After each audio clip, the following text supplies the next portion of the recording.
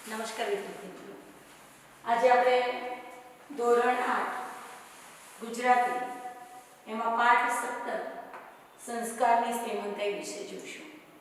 શ્રીમંતાઈ એટલે અમીર, પણ સંસ્કારની શ્રીમંતાઈ એટલે શું?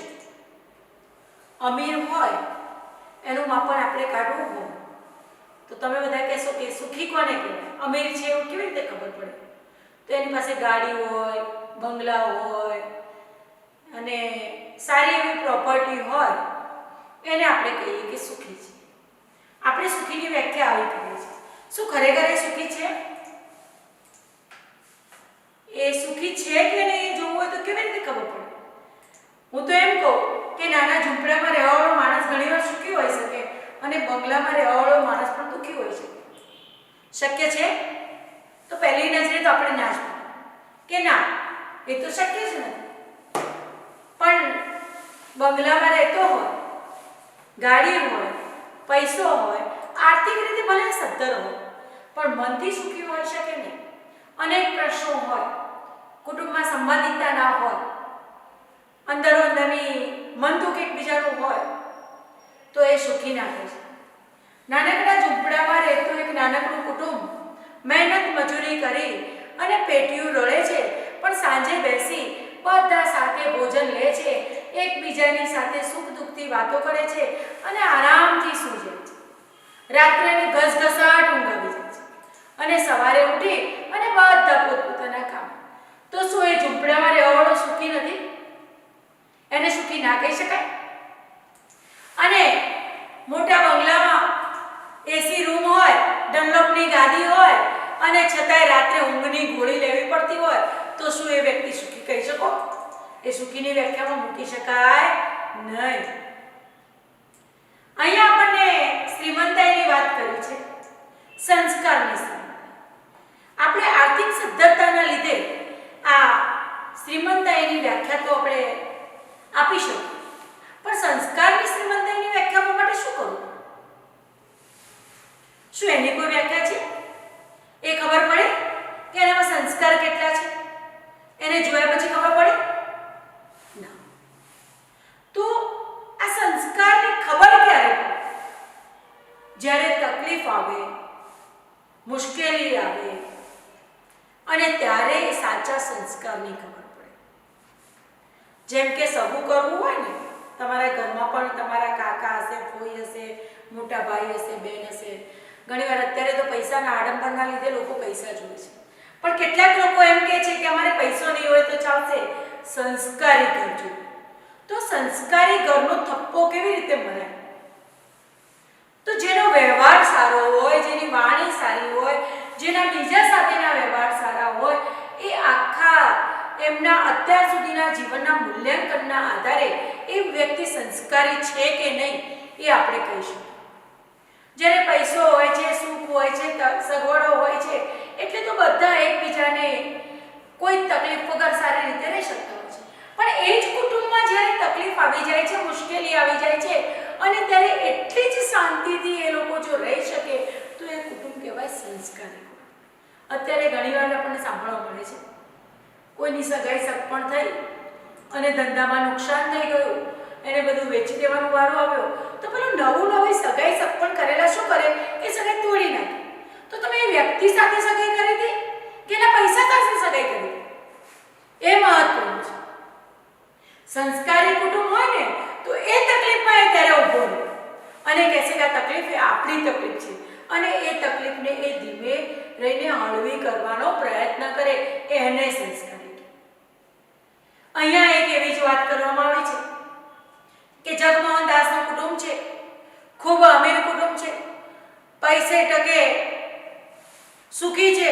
60 લાખનો એ સમયમાં એમને દરિયા કિનારે બંગલો છે, લોકો એમને રાજાના નામે ઓળખે છે, સટ્ટાનો મોટો વેપાર છે, મોટર ગાડીઓ, નોકર ચાકર કશાનો પાર નથી. હવે આવા અમીર કુટુંબમાં જ્યારે બધાની ઈચ્છા સંતોષાઈ જતી હોય, કોઈને કઈ તકલીફ જ ના હોય, ત્યારે તો કોઈને કોઈની પાસે ફરિયાદ હોય જ નહીં. પણ જ્યારે તકલીફ આવે છે, મુશ્કેલીઓ આવે છે, ત્યારે શું આ કુટુંબ એટલા જ પ્રેમથી, એટલી જ સંવેદનતાથી રહી શકશે? આ કુટુંબમાં એવું જ બને છે. તકલીફ આવે છે, નુકસાન ઉપર નુકસાન, બધું જ વેચી દેવું પડે છે. મકાન પણ વેચી દેવું પડે છે. અને ત્યારે ઘરમાં નોકર ચાકર, એટલા બધા નોકર ચાકર હતા, બધાને છૂટા કરી દેવા પડે છે. ત્યારે ઘરની વહુ અને દીકરીઓ એ રસોડું સંભાળી લે છે. ક્યારે રસોડામાં નહોતી ગઈ, એ વહુ અને દીકરીઓ રસોડું સંભાળી લે છે. જેના પોતાના ધંધા હતા, એ ક્યારે કેટલા માણસો રાખીને કામ કરાવતા હતા, એ બીજાના ત્યાં નોકરી કરવા જાય છે. અને બધાના મનમાં એકબીજાને મદદ કરવાની ભાવના છે. આપણે ઘરમાં કઈ રીતે મદદ કરી શકીએ એની ચિંતા કરતું આ કુટુંબ છે. અને એટલે જ અહીંયા કહ્યું છે કે સંસ્કારની શ્રીમંતાઈ એમના મતે. પહેલી શ્રીમંતાઈ તો આડંબરની શ્રીમંતાઈ હતી, દેખાડાની શ્રીમંતાઈ હતી, પણ એ સંસ્કારની શ્રીમંતાઈ એ કુટુંબમાં હતી. એટલે જ એ કુટુંબ ટકી શક્યું હતું. સુખ અને દુઃખ અને દુઃખ અને સુખ એ તો વારાફરતી આવ્યા જ કરે. ગુજરાતીમાં કહેવત છે, ઊંચી નીચી ફર્યા કરે જીવન નિકટ માળ, ભરતી પછી ઓટ છે ને ઓટ પછી જુવાળ. એટલે સુખ અને દુઃખ એ જીવનમાં ચાલ્યા જ આવે છે. પણ એવા સમયે જે પોતાના ઘરની સંવાદિતા જાળવી રાખે છે એ જ સંસ્કારની સાચી શ્રીમંતાઈ છે. એવી સંસ્કારની શ્રીમંતાઈ સમજાવતું એક સરસ મજાનો પાઠ અહીંયા આપણને આપેલો છે. તો આપણે જોઈશું પાઠ 17 સંસ્કારની શ્રીમંતાઈ. કુંદિકા કાપડિયાએ લખેલું સંસ્કારની શ્રીમંતાઈ, જેમનો જન્મ ઈસવીસન 1927માં થયો. કુંદિકા કાપડિયાનો જન્મ લીંબડી મુકામે થયો છે. તેઓ વાર્તાકાર તેમજ નવલકથાકાર તરીકે જાણીતા છે. પ્રેમના આંસુ, કાગળની હોડી વગેરે તેમના જાણીતા વાર્તા સંગ્રહો છે. 7 પગલા આકાશના એ તેમની બહુ ચર્ચાયેલી નવલકથા છે. 7 પગલા આકાશના ખરેખર વાંચવા જેવી નવલકથા છે. સ્ત્રી અને પુરુષ વચ્ચેના સંબંધોની નાજુક સમસ્યાઓના સંદર્ભે નારી જીવનની વ્યથાને નિરૂપતી આ નવલકથા છે. સ્ત્રીનું અસ્તિત્વ અને તેની અસ્મિતા વચ્ચેના સંઘર્ષની કથા આ કુંદિકા કાપડિયાએ આલેખેલી છે. સ્ત્રીના જીવનનું મહત્વ શું છે? શા માટે સ્ત્રીઓએ જ બધું કામ કરવું? શા માટે સ્ત્રીઓએ જ કોઈ પણ પ્રસંગે શોક પાળવો? ઘણી બધી વાતો, સરસ મજાની વાત કરી છે એમણે અને ખૂબ ચર્ચાયેલી નવલકથા છે. જો તમારા મમ્મીને પણ વાંચવાનો રસ હોય તો આ 7 પગલા આકાશના એમને ખાસ વાંચવાનું કહેજો. આવી નવલકથા એમની બહુ ચર્ચાયેલી છે. પરમ સમીપે વિશિષ્ટ રીતે તૈયાર કરેલો એક પ્રાર્થના સંગ્રહ છે. એમણે સાહિત્યની સાથે સાથે સમાજ સેવા પણ અંગીકાર કરી છે. હાલ તેઓ વલસાડ નજીક આવેલા નંદીગ્રામમાં સાહિત્ય સર્જન કરી રહ્યા છે. માનવ જીવનની ઘટમાળ એવી છે કે એમાં સુખ અને દુઃખ, ચડતી અને પડતી કુદરતના ક્રમ પ્રમાણે અવશ્ય આવતા જ હોય છે. આવા સમયે જરા પણ વિચલિત થયા વગર સ્વસ્થતા જાળવી આવી પડેલી પરિસ્થિતિઓના ખરો દિલથી સ્વીકાર કરવો એ જ સાચા સંસ્કાર છે. એમાં જ સંસ્કારની શ્રીમંતાઈ રહેલી છે. એક સમય હતો કે જ્યારે જગમોહનદાસ અને તેમનું કુટુંબ શ્રીમંતાઈમાં જોડતું હતું. અચાનક ભાગ્યની દશા પલટાઈ. કાળની ગરીબી તેમના કુટુંબ ઉપર ઉતરી આવી. ત્યારે પણ કુટુંબનો એક સભ્ય, અબાલ વૃદ્ધ, ગરડા અને બાળકો સુધીના સૌ કોઈએ સ્થિતિનો વાન કાઢવાને બદલે, નિરાશ થવાને બદલે પોતાના ભાગે આવતું કર્તવ્ય બજાવવાનો અને એકમેકને મદદરૂપ થવાનો ચાલુ રાખે છે. આવી એક સરસ મજાની આ વાર્તા છે. જગમોહનદાસ એટલા શ્રીમંત હતા કે તેમના વર્તુળમાં તેમને રાજા નામથી સંબોધતા. તેઓ એટલા બધા શ્રીમંત એટલે અમીર, પૈસાદાર, એટલા બધા શ્રીમંત હતા કે એમના વર્તુળમાં, મિત્ર વર્તુળમાં લોકો એમને રાજા કહેતા, રાજા નામથી સંબોધતા હતા. લક્ષ્મી દેવીએ 2 હાથે એમની આરતી ઉતારી હશે. એમ કહે છે કે લક્ષ્મી દેવી 2 હાથે એમની આરતી ઉતારી હશે એટલે એમને આટલો બધો પૈસો એમને હતો. 60 લાખ રૂપિયાને ખર્ચે દરિયા કિનારે ખરીદેલો આ તેમનો આસમાની આનંદ મહેલ રાત્રે દીવાના જળહળાટથી અલકાપુરીની યાદ કરાવ આપી જતો હતો. અલકાપુરી એટલે સ્વર્ગ, સ્વર્ગની યાદ આપી જતો હતો. 60 લાખ એ સમયના 60 લાખ એટલે અત્યારના કરોડો રૂપિયા થાય. એ સમયે એમને 60 લાખનો દરિયા કિનારે એક આસમાની મહેલ ખરીદ્યો હતો.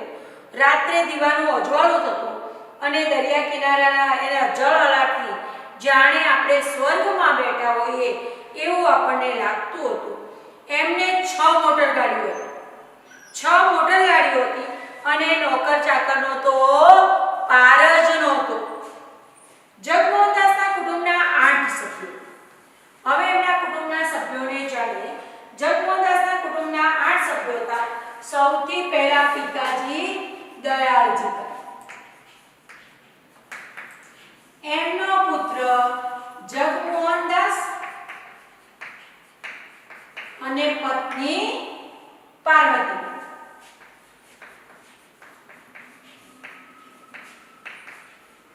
આ બંનેના 2 પુત્ર, એક પુત્ર વૃદ્ધ પિતા દયાળજીભાઈ જગમોહનદાસ, એમના પિતા દયાળજીભાઈ, એમના પુત્ર જગમોહનદાસ, એમની પત્ની પાર્વતીબેન અને 26 વર્ષનો પુત્ર સુમોહન. સુમોહન એમનો પુત્ર અને સુમોહનની પત્નીનું નામ હતું ઉત્પલા. ઉત્પલા અને સુમોહનના 2 બાળકો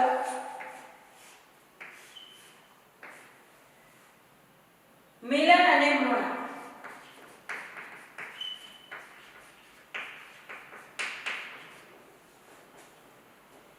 અને 16 વર્ષની પુત્રી પ્રીતિ.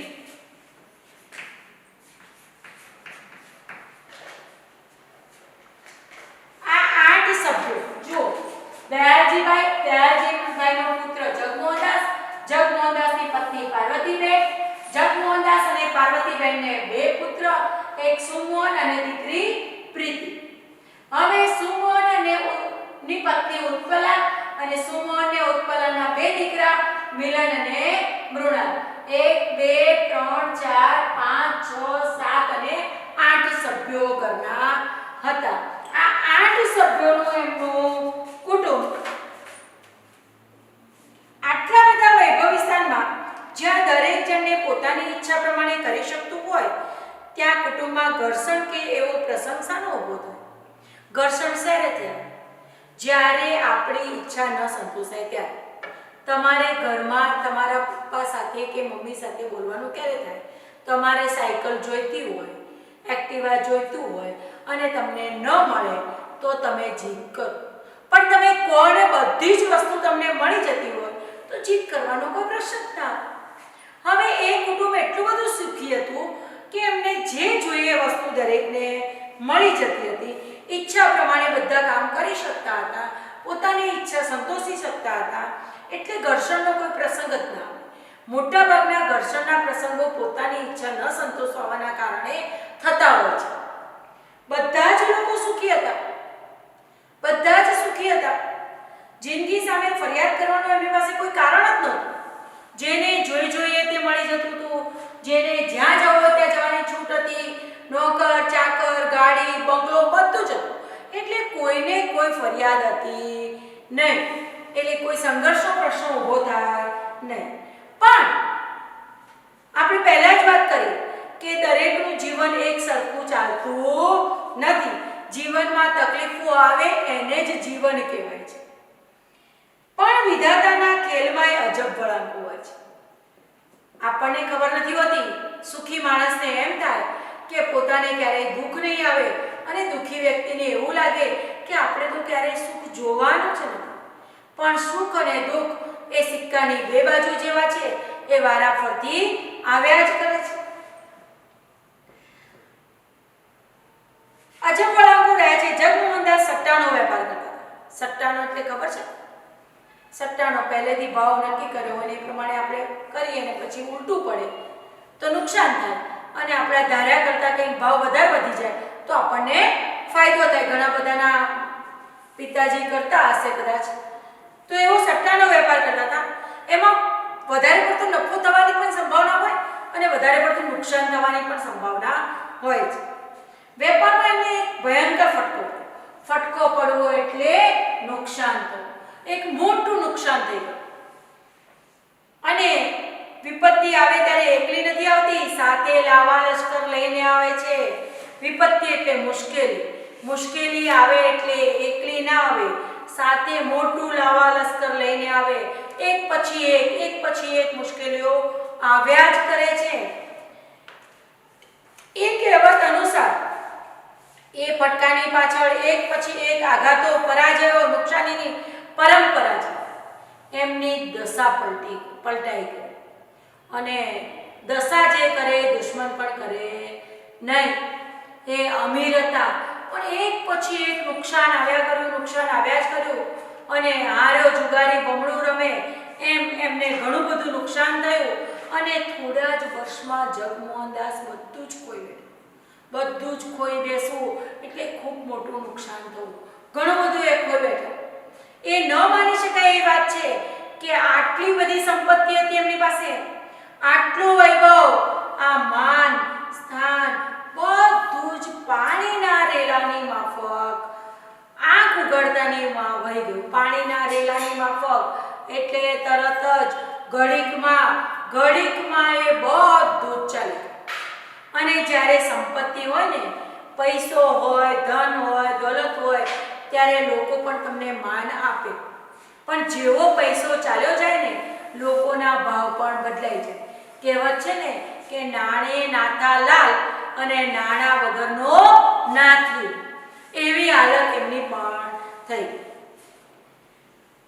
શેઠને પોતાનો બંગલો સુદ્ધા વેચી દેવો પડ્યો.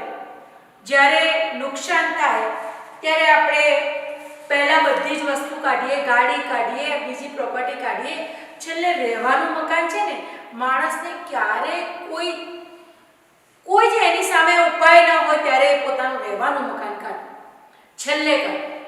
જે રહેતો હોય ને ઘર, એ ઘર એ ચાર દિવાલોનું ઘર નથી હોતું, એમાં એમની યાદો રહેલી હોય છે. એટલે રહેવાનું મકાન જે છે એ ઘર છે એ વ્યક્તિ છેલ્લે કાઢતી હોય છે. એમને એટલું બધું નુકસાન થયું કે એમણે બધું જ વેચી દીધું. પણ હવે પેલો આસમાની બંગલો પણ વેચવાનો વારો આવ્યો. શેઠે પોતાનો બંગલો સુદ્ધા વેચી નાખવો પડ્યો. મોટર ગાડી ને ઘરની બીજી કિંમતી વસ્તુઓ તો પહેલા જ વેચી દીધી હતી. મોટર ગાડીઓ, કિંમતી વસ્તુઓ બધું વેચી દીધું. પણ હવે એ નુકસાન ભરપાઈ ન થઈ શક્યું એટલે છેલ્લે એમણે બંગલો પણ વેચી દીધો. અતિશયોક્તિ એટલે વધારે પડતું કહેવાય એના વગર કહી શકાય તો ખરેખર સોનાના પારણામાં એના બાળકો ઝૂલતા હતા. નાના હતા ત્યારે સોનાના પારણામાં જે બાળકો ઝૂલતા હતા એ બાળકોને આજે એટલી બધી તકલીફ આવી ગઈ. એ જગમોહનદાસ 50 રૂપિયા ભાડું આપીને નાનકડા મકાનમાં રહેવા ગયા. 50 રૂપિયે ભાડે મકાનમાં રહેવા જતા હતા. એના ઉપરથી તમે એ બંગલાની 60 લાખ કિંમતની તુલના કરી શકો. અત્યારે 50 રૂપિયે ભાડે મકાનમાં એક નાઈટ તમારે એક રૂમ જોઈતો હોય ને તો પણ ના મળે, તો પણ 1000 રૂપિયા આપવા પડે. હવે 50 રૂપિયે મહિને ભાડું ભરી અને મકાનમાં રહેતા હતા. એટલી સસ્તું હતું ત્યારે એમણે 60 લાખ રૂપિયામાં મોટો બંગલો ખરીદ્યો હતો દરિયા કિનારે. એટલે કરોડોની, અત્યારની કરોડોની કિંમત એની કહેવાય. અબજોની કહીએ તો પણ એકવાર ચાલે એવું એમનો ત્યારે મહેલ હતો. 50 રૂપિયા ભાડું આપીને એક નાનકડા મકાનમાં રહેવા ગયા. શ્રીમંતાઈ માણસના સ્વભાવને એક પ્રકારની અક્કડતાથી સજાવી દે છે. શ્રીમંતાઈ આવે ને એટલે પૈસો આવે ને, સાથે સાથે મફતમાં અભિમાન આવી જાય છે. ન ખરીદવું હોય તો એ બહુ તટસ્થ લોકો હોય એ જ સરળતાથી રહી શકે. બાકી શ્રીમંતાઈ આવે એટલે અક્કડતા આવી જાય. માણસમાં અક્કડતા પણ આવી જાય છે. વૈભવનું ઊંચું આસન એમના સ્વભાવને અમીરી બેપરવાહીના આંચળો પહેરાવે છે. પણ માણસની સામે જ્યારે આફતો આવી પડે છે અને પાઈ હિસાબ ઉપર એને દિવસો ખેંચવાના છે ત્યારે એના સ્વભાવમાં સમતુલા અને ઔદાર્ય કેટલા રહે છે એ એક નિરીક્ષણ કરવા જેવી વાત છે. માણસ પાસે પૈસો હોય એટલે માણસ બેપરવાહીથી પૈસા વાપરે. કોઈ વસ્તુ ખરીદવી છે કે બહાર ફરવા જવું છે તો હિસાબ નહીં માંડે કેટલો ખર્ચો થશે મારે, આ જવું કે ના જવું, આ વસ્તુ મારે ખરીદવી કે ના ગમી. ઘણી વસ્તુ આપણે બધાને ગમે છે, તમને પણ ગમતી હશે ઘણી બધી વસ્તુ, પણ શું તમે લાવી દો છો? ઈચ્છા થઈ કે BMW લાવી છે અને કાલે જઈને ખરીદીને લાવી દઈએ છે? નથી લાવવું. આપણે હિસાબ માંગીએ છીએ કે આપણી પાસે કેટલો પૈસો છે, એમાં આપણી પાસે જીવન જરૂરિયાતની વસ્તુઓ કઈ કઈ છે, કઈ વસ્તુઓ પાછળ આપણે પહેલા પૈસો ખર્ચ કરવાનો છે, પછી આપણે મોજ શોખની વસ્તુઓ ખરીદવાનો કરીએ છીએ. પણ જ્યારે પૈસો હોય ને એટલે ગમે તે વસ્તુ ગમે એ આ કામની હોય કે ના કામની એ તરત જ ખરીદી લે છે. પછી એ ખરીદ્યા પછી ભલે ને તમે એનો ઉપયોગ કરો કે ના કરો, એ બેપરવાઈના આંચળો આપણને પહેરાવે છે એટલે કે આપણે બેપરવા બની જઈએ છીએ, આડેધડ પૈસો વાપરી નાખીએ છીએ પૈસો હોય છે ત્યારે. પણ જ્યારે મુશ્કેલી આવે છે, આપણી પાસે પૈસાની ખેંચ પડે છે, ત્યારે આપણે શું કરીએ છીએ? એક એક પાયનો હિસાબ કરીએ છીએ, એક એક પાયનો હિસાબ. આ વસ્તુ ખરીદવી છે તો પહેલા વિચાર કરીએ છીએ કે આની કેટલી જરૂર છે મારે, શું એના વગર ચાલે છે?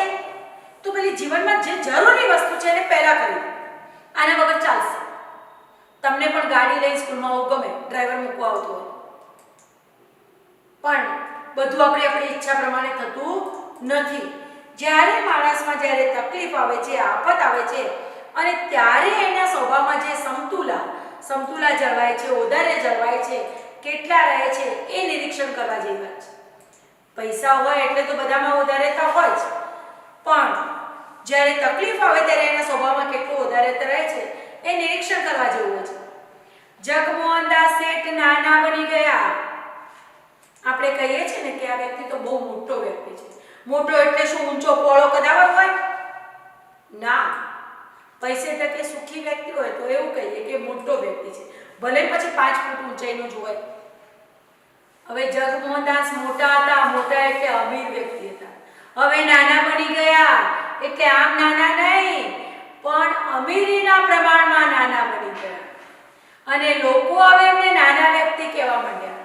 પહેલા લોકો એમને મોટા વ્યક્તિ કહેતા હતા, હવે લોકો એમને શું કહેવા માંડ્યા? નાના વ્યક્તિ. હવે જુઓ, જેવી આપણી પરિસ્થિતિ બદલાય એવા લોકોના આપણા સાથેના વ્યવહાર પણ બદલાઈ જાય. જગમોહનદાસ શેઠના ત્યાં મોટા મોટા ચળકતી ગાડીઓવાળા લોકો આવતા પહેલા, હવે સામાન્ય માણસો આવવા માંડ્યા. પરિસ્થિતિ બદલાઈ ગઈ ને એટલે લોકો તરત જ રંગ બદલી નાખે પોતાનો. એટલે એનો અર્થ એવો થયો કે લોકો તમને પ્રેમ નથી કરતા, તમારી સાથેની મિત્રતા નથી, તમારા પૈસા સાથેની મિત્રતા છે. એટલે જ તમારી સાથેની એ દોસ્તી તરત જ તોડી નાખે છે. સાચો મિત્ર તો એ કહેવાય કે તકલીફ પડે, સુખ હોય ત્યારે ક્યારેય ના આવે, પણ તકલીફ પડે ત્યારે તરત આવે કે ભાઈ કઈ કામ હોય તો કહેજો. એ સાચો મિત્ર. સુખમાં તો કેટલાય મિત્રો હોય. હવે નાના બની ગયા પછી ઘરમાંથી બધા નોકરોને રજા આપી. બધા નોકરો, ઘણા બધા નોકર ચાકર હતા, બધાને રજા આપવામાં આવી. કેવળ એક ગાટી ઘરનું કામ કરતો. ગાટી એટલે આખો દિવસ જે ઘરમાં રહે અને આપણે જે બતાવીએ કામ કરે, ગાટી. ઘણા બધા નોકર ચાકરોની જગ્યાએ એક જ માત્ર ગાટી એમણે રાખેલો, જે આખો દિવસ એમના ઘરમાં રહેતા અને ઘરના કામોમાં મદદ કરતા. તો પછી ઘરનું કામ કોને કરવું પડે? ઘરના સભ્યોએ ઘરનું કામ ઉપાડી લેવું પડે. રસોઈનું કામ સ્ત્રી વર્ગે ઉપાડી લે. જુઓ, હવે એમની સાચી શ્રીમંતાઈ દેખાય છે. જે ઘરની સ્ત્રીઓએ ક્યારે રસોડું જોયું નહોતું, એ ઘરની સ્ત્રીઓ જ્યારે તકલીફ આવી ત્યારે બિલકુલ બોલ્યા ચાલ્યા વિના એમને રસોડાનું કામ ઉપાડી લીધું, અને એ પણ હરખભેર ઉત્સાહથી ઉપાડી લીધું. કરવું પડે છે એટલે નહીં, ઘરમાં તકરારો કરીને નહીં, પણ ઉત્સાહભેર એમણે આ કામ ઉપાડી લીધું. ચળકતી નવી મોટરમાં ફરતા શેઠિયાને બદલે હવે એમને ઘેર નાના સામાન્ય માણસોની અવરજવર વધી ગઈ.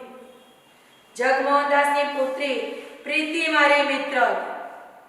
અહીંયા દર્શના એને કહ્યું છે કે જગમોહનદાસની પુત્રી પ્રીતિ એ મારી મિત્ર હતી અને હું એ લોકોને ઘણા સમયથી ઓળખતી.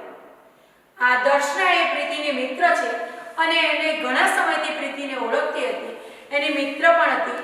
છતાં પણ એમને જ્યારે સુખ હતું ત્યારે ક્યારે એમના ઘરે ખાસ જતી નહીં, પણ તકલીફ આવી એટલે વારંવાર એમના ઘરે જતી હતી.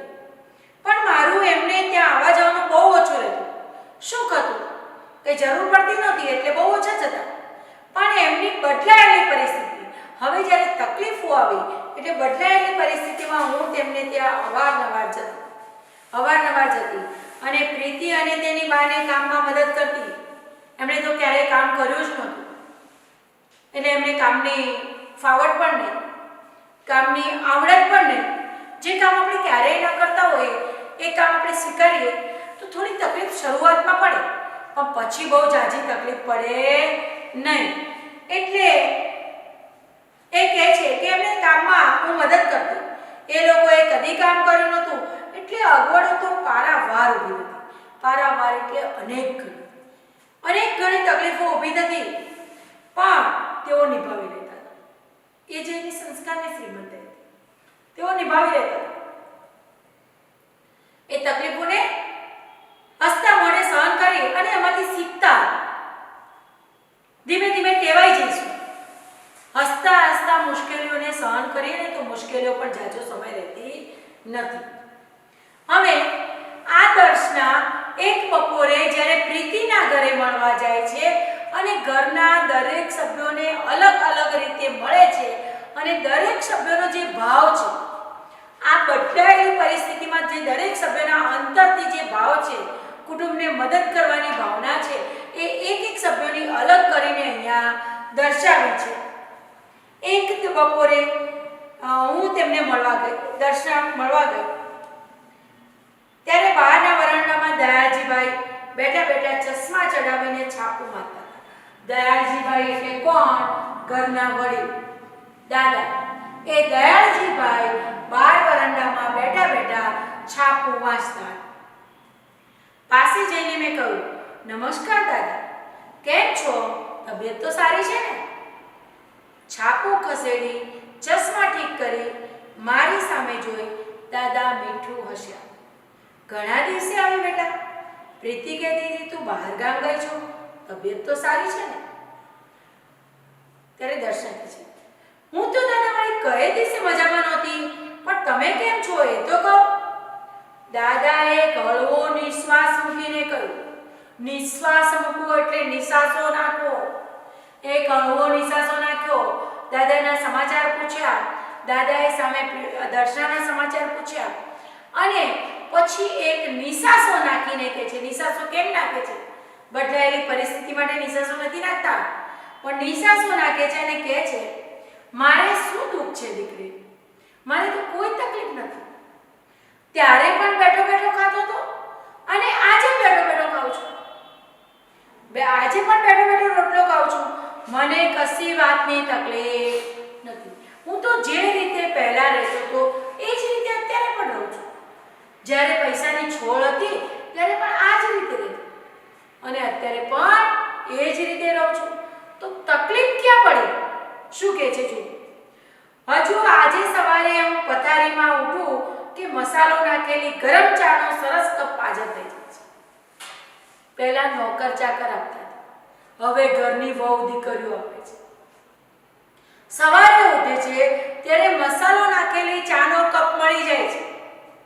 વહુ મને પૂછીને રસોઈ બનાવે છે અને મારી તબિયત માટે જુદું પણ રાંધે છે. હવે જ્યારે ઘરના નોકર ચાકર રસોઈ બનાવતા હોય અને વહુએ ક્યારેય રસોઈ ન બનાવી હોય અને જો સંસ્કારી ઘરની દીકરી ન હોય તો શું કરે? શું બધા માટે પૂછીને રસોઈ બનાવે? એક કલ્પના કરો, બનાવે? ન બનાવે. શું કરે? એ થાય એ ઘરમાં તકરાર થાય, ઝઘડા થાય. મારે કેટલું કરવાનું? આવા પ્રશ્નો થાય. પણ આ ઘરમાં નોકર ચાકર ચાલ્યા ગયા છે છતાં પણ દાદાને એ જ દાદાનું સચવાય છે. સવારે મસાલાવાળી ચા બને છે, એમને પૂછીને રસોઈ થાય છે, એમને જે ખાવું છે એ બને છે, એમના માટે જુદી રસોઈ બને છે. એ બધું જ ઘરની સ્ત્રી વર્ગ કરે છે. બપોરે છાપા વાંચું છું અને સાંજે ફરવા જાઉં છું. મોટર નથી એટલે હવે ચાલવાથી કસરત મળે છે. ઉલટાનું સાવ. પહેલા મોટર ગાડીમાં મંદિરે જતા હશે, ફરવા જતા હશે અને હવે મોટર ગાડીઓ નથી એટલે ચાલતા જાય છે. એટલે દાદાજી કહે છે મને તો કસરત મળે છે. ઉલટાનું સાવ. બદલાયેલી તકલીફની કોઈ ફરિયાદ દાદાએ કરી નહીં. છતાં પણ પેલો નિસાસો તો નાખ્યો જ તો. એટલે દર્શનાને એ વાતનો ખુલાસો કરવો હતો કે દાદા તમે કોઈ તકલીફ નથી છતાં નિસાસો કેમ નાખ્યો? તો દાદા તમે નિશ્વાસ કેમ મૂક્યો? તમે નિસાસો કેમ નાખ્યો? ત્યારે દાદા કહે છે, દાદાની તકલીફ જણાવે છે. જુઓ દાદાને કઈ તકલીફ છે.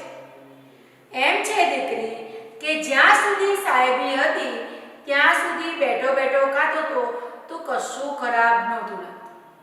સાહેબી એટલે પૈસો, ધન દોલત હતી ત્યાં સુધી તો બેઠો બેઠો ખાતો હતો અને મારે કોઈ કમાવાની જરૂર નથી. દીકરા દીકરી સારું કમાતા હતા તો આપણે કોઈ મજૂરી કરવાની જરૂર હતી નહીં, એટલે હું કશું નહોતો કરતો.